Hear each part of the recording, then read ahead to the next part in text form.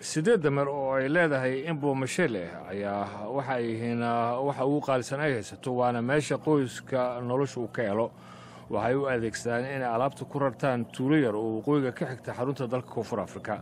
waxay tiri waanu jecelnahay dameeraha iyaga maxaa yeelay waa isha kaliya aanu dakhliga ka helno la'aantoodna waanu gaajoonaynaa. Asiyashe xayawaankeeda qatar ay ku jiraan afar ayaa laga dilay horaantii sanadkan waxaana dhibanayaal ay u noqdeen ganacsi malaayiin dollar oo shiinuhu uu ku raadsanayo hargaha dameeraha. Ninka Michelle ayaa arkay dameeraha jirkooda oo la jarjaray oo yaala tuuladooda mid ku dhow. waxaanu helnay qaybo ka mid dameeraha iyaga waxaanu aqoonsanay inay dameeraha iyaga yihiin waayo wajiga ayay ku lahaayeen calaamad cad maqaarkooduna uu ka maqnaa.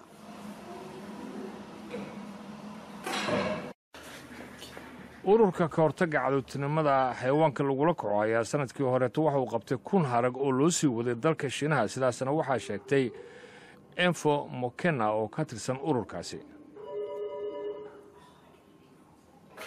Mokeno waxa ay sheegtay in haddii uu soo socdo dilka dameeraha ay dameeraha ka dabargo'ayaan dalka Koonfur Afrika.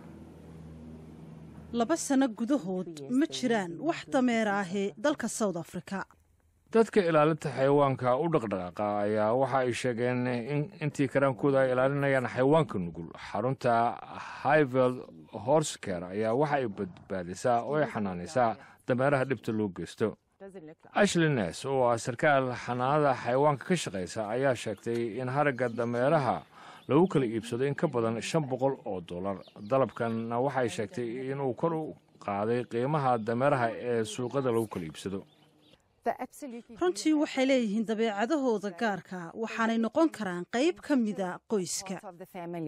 dadka u dhaqdhaqaaqa arrimahani ayaa dalka Koonfur Afrika ku boorinaya in uu ku daydo dalalka sida Burkina Faso iyo Niger oo iyagu mamnuucay ka ganacsiga qaybaha jirka ee dameeraha. dalal badan ayaa run ahaantii mamnuucay qalitaanka iyo ka ganacsiga dameeraha arrintaasina waxaanu u malaynaynaa inay tahay tallaabo fiican oo hore loo qaaday. hase yeeshee arrintaasi ma iman doontaa si xayawaanka wanaagsan loo ilaaliyo.